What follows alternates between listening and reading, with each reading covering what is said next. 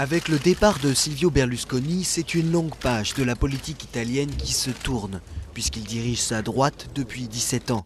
Après avoir fait fortune, notamment dans l'immobilier, il fonde son parti, Forza Italia, Allez l'Italie, dans les années 90, et devient chef du gouvernement en 94.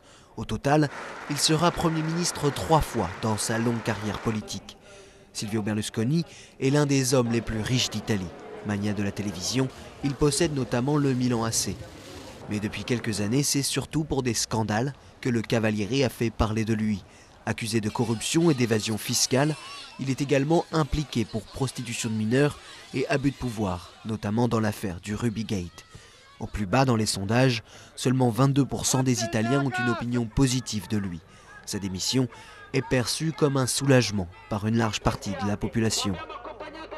C'est le pire gouvernement que l'Italie ait eu depuis Mussolini. Le plus mauvais, le plus malhonnête, le plus honteux. Aujourd'hui que nous sommes ici parce que nous sommes très heureux que Berlusconi finalement va chez lui, il retourne à la maison. Ciao.